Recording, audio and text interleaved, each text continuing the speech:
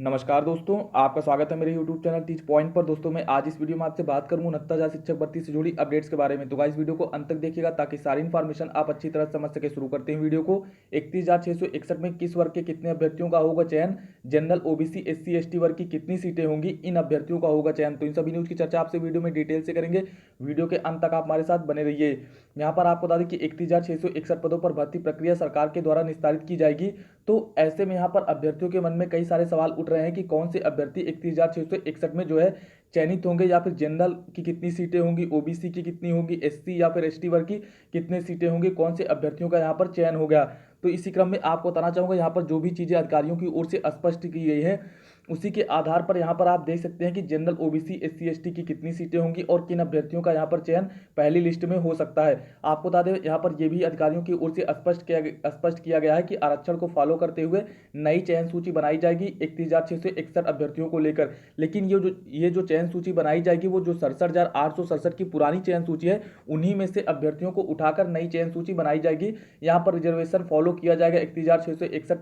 आपको बता दें कि 31,661 पदों में रिजर्वेशन को भी पूरी तरह से फॉलो किया जाएगा, यानी जनरल, ओबीसी, एससी, एसटी सीटों का बंटवारा करके जो है अभ्यर्थियों को नियुक्ति दी जाएगी। लेकिन ये जो चयन सूची बनाई जा रही है वो 67,867 में जो चयनित अभ्यर्थी हैं उन्हीं को उठाकर बनाई जा रही है। तो इसी क्रम में आपको दिखाना चाहूंगा यहाँ पर जो पहले चयन सूची थी, आप देख सकते हैं यहाँ पर जो 67,867 चयन सूची थी उसमें अभ्यर्थियों को वर्गवार किस प्रकार रखा गया था।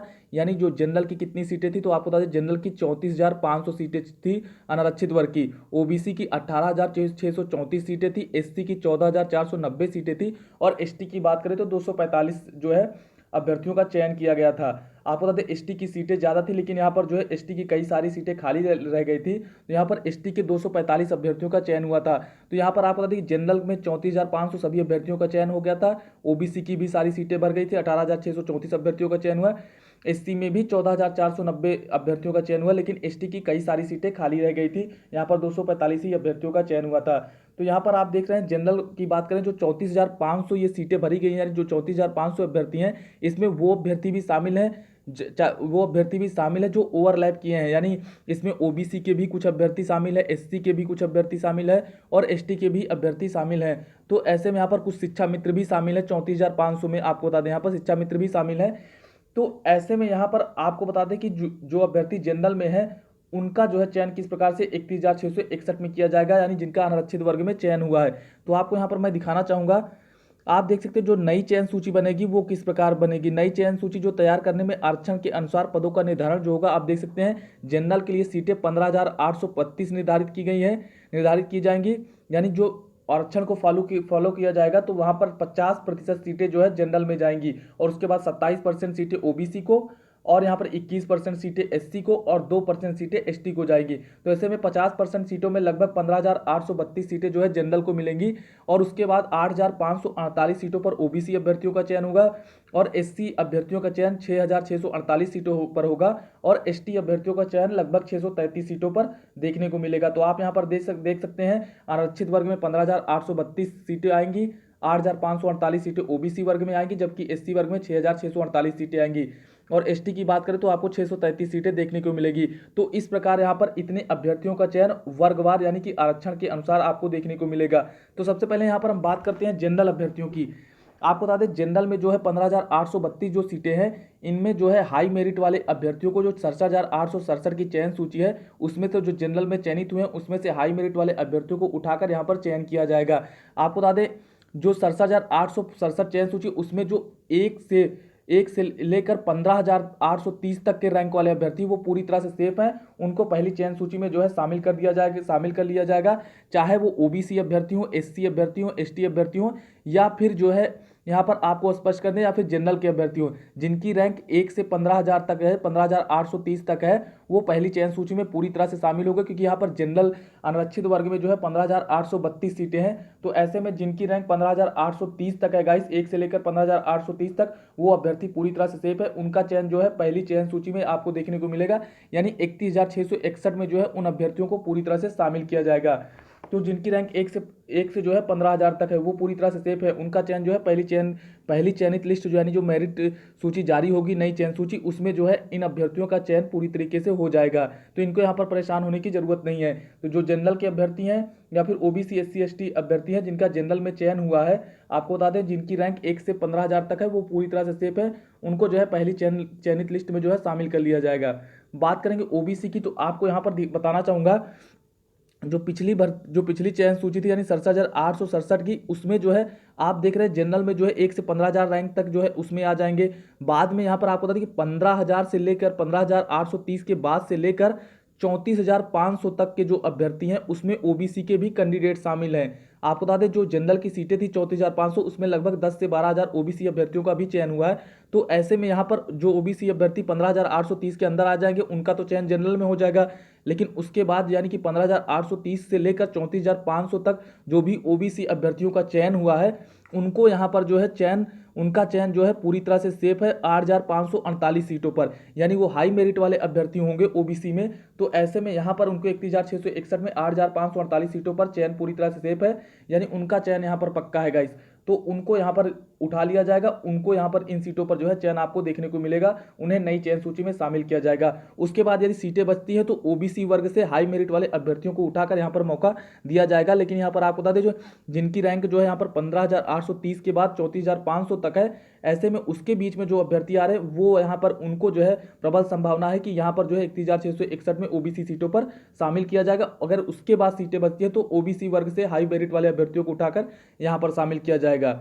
बात करेंगे यहाँ पर इसके बाद एससी की 6,648 सीटों पर, तो आपको यहाँ पर स्पष्ट कर दें कि यहाँ पर जो जनरल की सीटें हैं 34,500 यानी 1 से लेकर 34,500 तक, और उसके बाद आपको बता दें यहाँ पर 34,500 से लेकर जहां तक ओबीसी अभ्यर्थियों का चयन हुआ वहां तक के जो एससी अभ्यर्थी है उनका चयन यहां पर 6,648 सीटों पर पूरी तरह से सेफ है। वो यहां पर जो है चयनित होने की उनकी प्रबल संभावना है।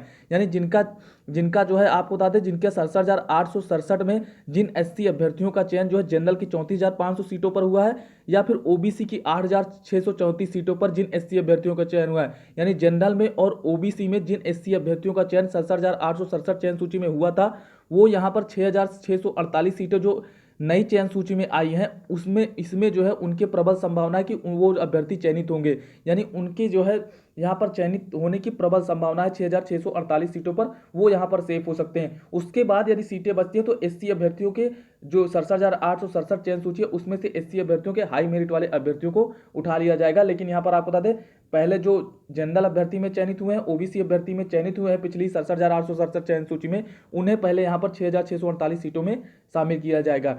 और बात करेंगे एसटी सीटों की, तो आपको बता दें एसटी वर्ग में जो 245 अभ्यर्थी चयनित हुए थे वो पूरी तरह से यहाँ पर चयनित हो जाएंगे एसटी वर्ग में, क्योंकि यहाँ पर आप देख रहे हैं वहाँ पर 245 ही अभ्यर्थी चयनित हुए थे और यहाँ पर 633 सीटें आ रही हैं उनके कोटे में। तो ऐसे में ये अभ्यर्थी पूरी तरह से चयनित हो जाएंगे। तो आपको यहाँ पर मैंने बता दिया कि नई चयन सूची तैयार की जाएगी, तो जो यहाँ पर आपको इस प्रकार चीज़ें देखने को मिलेगी। लेकिन आपको यहाँ पर यह भी स्पष्ट कर दूँ गाइस कि ये केवल एक अनुमान है, यहाँ पर संभावनाएं व्यक्त की गई हैं, ये पूरी तरह से ऑफिशियल नहीं है। यहाँ पर मैं ये भी स्पष्ट कर दे रहा हूँ, यहाँ पर जो भी अधिकारियों की तरफ से जो यहाँ पर डाटा प्रस्तुत किया जा रहा है, जो चीज़ें यहाँ पर जानकारियाँ दी जा रही है उसी के अनुसार ये संभावनाएं व्यक्त की गई हैं। तो यहाँ पर एक आपको जो है संभावना बताई गई है कि आपका चयन किस प्रकार से देखने को मिल सकता है। यहाँ पर जैसे ही नई चयन सूची जारी होती है, आधिकारिक चयन सूची जारी की जाती है, वैसे ही पूरी चीज़ें आपको क्लियर हो जाएंगी, सारी बातें पूरी तरह से स्पष्ट हो जाएंगी और ये भी पता चल जाएगा किस नई चयन सूची में जो है कि नई चयन सूची में किन अभ्यर्थियों का चयन हुआ है। तो यहाँ पर केवल संभावनाएं व्यक्त की गई हैं कि आपको इस प्रकार जो है नई चयन सूची देखने को मिल सकती है, आपका चयन इस प्रकार देखने को मिल सकता है।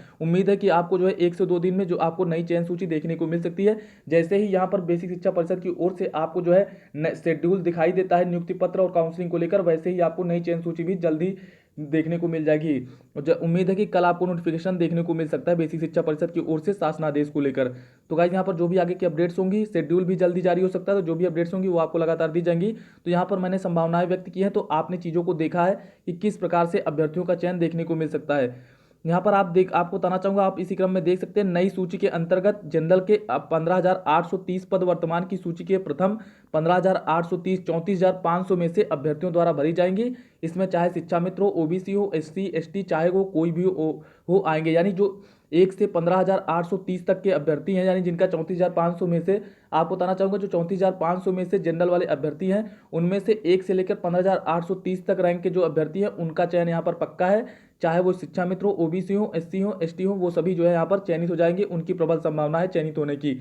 उसके बाद जो है ओबीसी के 5,548 पदों की वर्तमान की सूची में शामिल 18,634 ओबीसी में से प्रथम 8,548 अभ्यर्थियों द्वारा भरा जाएगा, ऐसा यहाँ पर कहा जा रहा है। तो आप देख सकते हैं यहाँ पर इसी प्रकार एससी के प्रथम 6,648 को वर्तमान सूची के 14,490 में से चुना जाएगा। यानी यहाँ पर ये कहा जा रहा है एससी के प्रथम 6,648 की जो वर्तमान सूची है उसमें से 14,490 में से चुना जाएगा।